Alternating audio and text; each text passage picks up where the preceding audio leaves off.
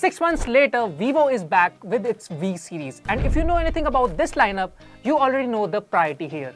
Camera first, everything else second. Vivo has once again partnered with Zeiss, and I've been using the Vivo V70 as my primary phone for the past 2 weeks. At the same time, I was also daily driving the Realme 16 Pro Plus, and the reason was simple.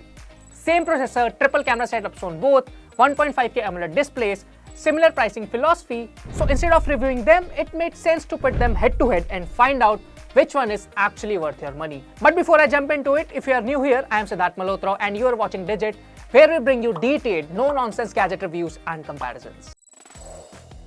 Starting with the display, the Vivo V70 comes with a 6.59-inch 1.5K AMOLED panel with a 120Hz refresh rate, while the Realme 16 Pro Plus has a larger 6.8-inch 1.5K AMOLED display pushing a 144Hz refresh rate. And in real-world usage, that higher refresh rate on the Realme does show up. Scrolling through social media, browsing the web, and even basic app animations feel slightly smoother and more fluid on the Realme compared to the V70.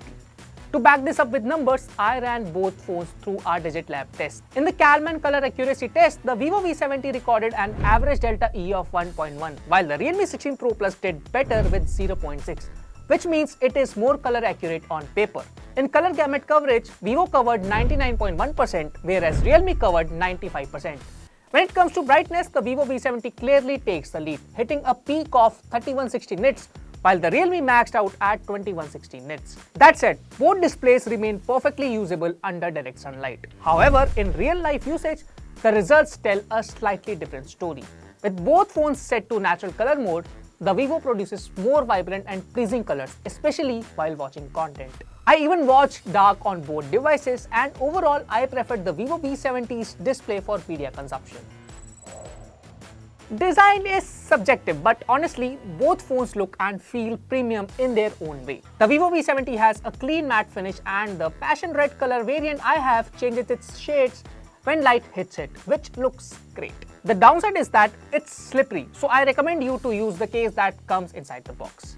The Realme 16 Pro Plus, on the other hand, comes with a soft silicone style finish that feels great in hand and does a better job of resisting fingerprints, but its camera module catches scratches and fingerprints very easily.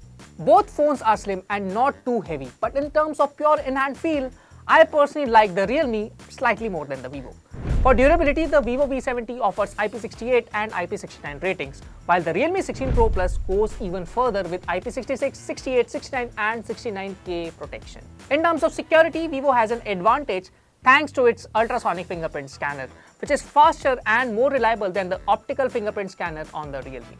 One thing worth mentioning is that the Vivo V70 wobbles quite a bit when placed on a flat surface.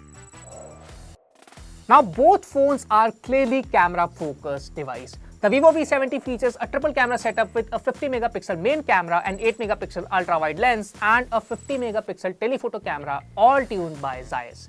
The Realme 16 Pro Plus also offers a triple camera setup, but with a massive 200-megapixel main sensor, an 8-megapixel ultra-wide, and a 50-megapixel telephoto lens. When it comes to main camera performance, the Realme's 200-megapixel sensor definitely captures more fine details. In this picture, you can see the wall texture easily on the 16 Pro Plus. The Vivo, however, tends to add a bit more blue to the sky and slightly punchier colors overall. In this photo, check the floor.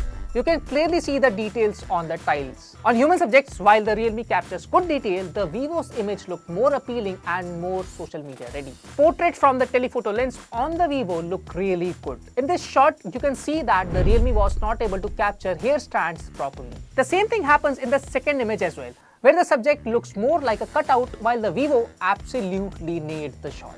In low-light photography, after taking multiple samples, the Vivo once again pulls ahead by capturing more detail and better exposure compared to the Realme 16 Pro Plus. Ultra-wide performance is also better on the Vivo. Even though both phones uses 8-megapixel sensors, Realme tends to soften images while Vivo retains more detail. On the front, both phones features 50-megapixel selfie cameras. In normal mode, the Realme brightens up the face slightly more, but its portrait mode offers better edge detection. For video, both devices support recording up to 4K at 60 FPS, and the overall output is decent but not class-leading. Alright, so talking about the performance, both phones are powered by the Snapdragon 7 Gen 4 chipset and comes with LPDDR5X RAM. The difference lies in storage, where the Vivo V70 uses faster UFS 4.1 storage, while the Realme 16 Pro Plus uses UFS 3.1. This difference shows up in benchmark scores. In daily usage, however, I didn't face any lag or stutter on either devices. Thanks to the 144Hz refresh rate, the Realme feels slightly faster due to smoother animations, but app switching and multitasking were equally strong on both phones, with apps staying open in memory most of the time. For gaming, I tested BGMI and CODM. In BGMI, Realme support up to 90 FPS and the gameplay is good. But on Vivo, you can play at 60 FPS and you can see frame drops as well. CODM also ran at up to 90 FPS on both devices with only minor frame drops. Benchmark results mostly favor the Realme. On AnTuTu, the Vivo scored 1.43 million, while the Realme scored 1.46 million.